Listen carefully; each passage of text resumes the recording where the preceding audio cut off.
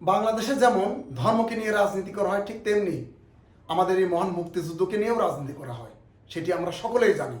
ঠিক তেমনি এর ধারাবাহিকতায় গত 28 আগস্ট ঢাকা রিপোর্টার্স ইউনিটিতে একটি গোল টেবিলের আয়োজন করে মঞ্চ ৭১ নামে একটি সংগঠন।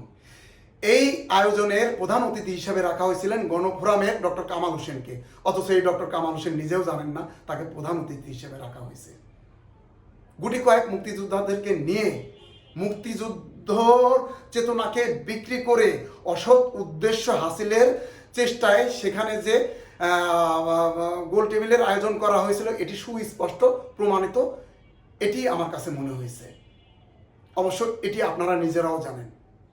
এদের মধ্যে বেশ কয়েকজনকে অ্যারেস্ট করা হয়েছে। তাদের মধ্যে মঞ্জুরুল আলম পান্না নামের একজন ব্যক্তি আছেন। এই অসৎ সাংবাদিক, এই অসৎ ব্যক্তি, এই ভণ্ড এক সাংবাদিককে গ্রেপ্তার করা হয়েছে। আমি এই ব্যক্তিকে অসৎ এবং ভণ্ড কেন বলেছি জানেন?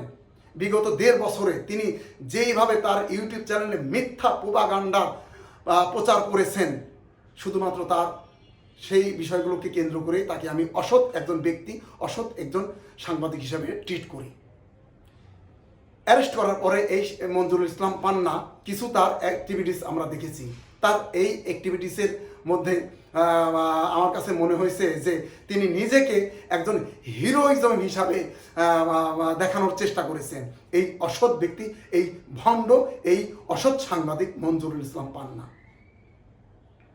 অথচ এই মঞ্জুরুল ইসলাম পান্নাকে মিথ্যা প্রোপাগান্ডা প্রচার করা, যেভাবে প্রচার চালিয়ে আসছেন, বহু আগেই তাকে গ্রেপ্তার করা উচিত ছিল, বহু আগেই তাকে আইনের আওতায় আনা উচিত ছিল বলে আমি মনে করি।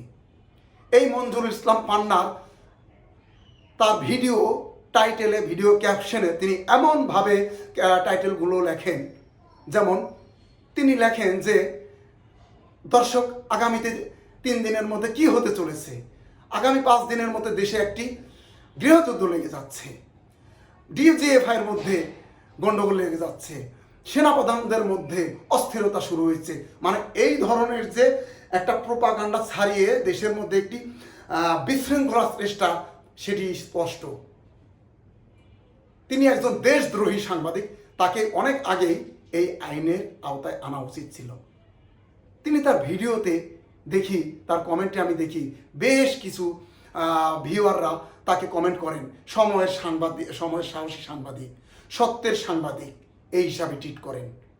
সেই সমস্ত ভাইদের উদ্দেশ্যে আমি সম্মানের সাথে প্রশ্ন রাখতে চাই যে এই যে বিগত 1.5 বছরে তার যে মিথ্যা প্রোপাগান্ডা যে প্রচার করেছেন, তার যে মতামত প্রকাশ করেছেন, কোন কথাটি সত্য হিসাবে প্রতিষ্ঠিত হয়েছে, বা তার যে মতামত কোন কথাটি সত্য হিসাবে ঘটেছে, সত্য হিসাবে বাস্তবায়িত হয়েছে, একটা ঘটনা আপনারা দেখান।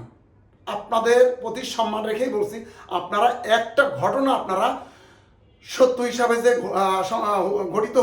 সংঘটিত হয়েছে সেটি আপনারা দেখান।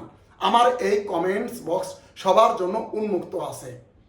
সুতরাং আমি আশা করব কোন ঘটনাটা সত্য হিসাবে সংঘটিত হয়েছে।